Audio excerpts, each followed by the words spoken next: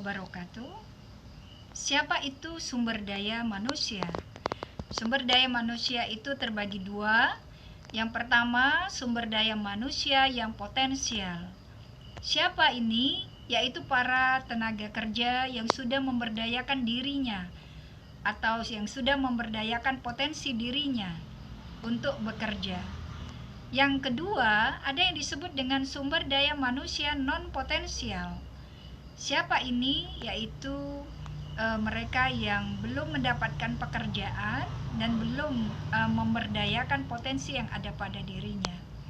Nah, sehingga di sini ketika manusia itu sebagai sumber daya yang dimiliki oleh perusahaan atau instansi, maka bagaimana sumber daya manusia ini bisa dikelola dengan baik?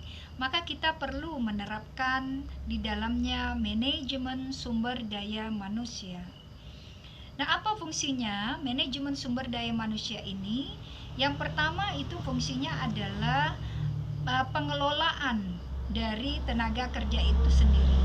Jadi mulai dari bagaimana merekrut tenaga kerja dari sumber-sumber tenaga kerja yang ada atau sumber-sumber daya yang ada.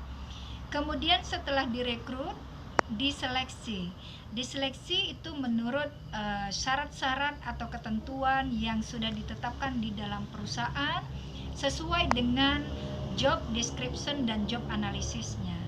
Jadi di dalam perusahaan itu untuk menentukan syarat-syarat itu dengan melihat kepada job analisisnya, yang kemudian diteruskan dengan melihat kepada job spesifikasinya. Nah, kemudian setelah kita mengelola tenaga kerja itu, yang kedua adalah bagaimana kita melakukan dan menempatkan tenaga kerja itu sesuai pada tempatnya. Jadi sesuai dengan kualifikasi, kemampuan, keterampilan, wawasan, pengalaman yang sudah dimiliki oleh seseorang itu. Nah, sehingga menempatkan tenaga kerja itu dengan benar itu akan bisa memaksimalkan bagaimana seseorang tadi menggali dan memberdayakan potensi yang ada pada dirinya. Kemudian yang ketiga adalah bagaimana mengevaluasi kinerja dari tenaga kerja itu sendiri. Jadi fungsi manajemen SDM itu yang berikutnya adalah yang ketiga, mengevaluasi kinerja dari tenaga kerja itu sendiri. Apa itu kinerja? Kinerja itu merupakan hasil kerja dari para tenaga kerja yang dinilai kerja yang sudah ditetapkan di dalam perusahaan. Nah, apakah nanti hasil pelaksanaan kerja itu sudah sesuai dengan standar kerja atau justru tidak sesuai atau justru mengalami sesuatu yang lebih. Jadi peningkatan dari kemampuan bekerja seseorang. Maka di situ akan ada hasil dari penilaian kinerja itu. Kemudian yang berikutnya, yang keempat adalah fungsi dari MSDM itu melakukan pengembangan karyawan. Jadi karyawan yang sudah diterima, ditempatkan tenaga kerja tadi, maka harus dikembangkan melalui pendidikan dan pelatihan.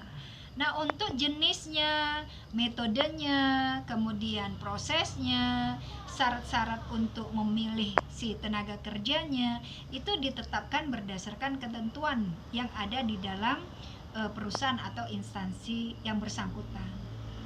Nah, kemudian yang berikutnya, yang keenam adalah bagaimana memberikan kompensasi atau balas jasa dari tenaga kerja itu sendiri. Nah, kompensasi atau balas jasa itu akan ditetapkan besar kecilnya, akan ditetapkan standarnya, cara penilaiannya, termasuk keadilan dalam memberi, ditetapkan tergantung pada ketentuan yang ada di dalam perusahaan atau instansi yang bersangkutan.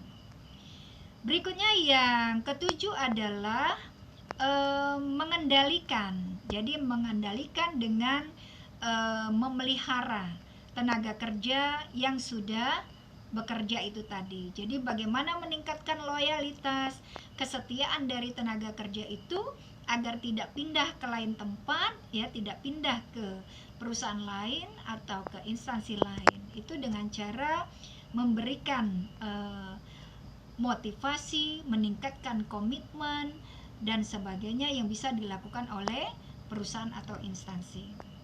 Kemudian yang berikutnya adalah fungsi dari manajemen sumber daya manusia itu adalah melakukan pemutusan hubungan kerja berdasarkan syarat-syarat yang sudah ditetapkan di dalam perusahaan dan berdasarkan kriteria-kriteria yang sudah ditetapkan. Jadi di dalam pemberhentian karyawan itu ada yang sifatnya berhenti karena permintaan sendiri, ada yang sifatnya berhenti karena diberhentikan oleh perusahaan atau instansi yang bersangkutan. Nah, sehingga di sini di dalam fungsi-fungsi manajemen sumber daya manusia ini, bagaimana suatu perusahaan atau instansi itu mampu mengelola tenaga kerja yang dimiliki sebagai sumber daya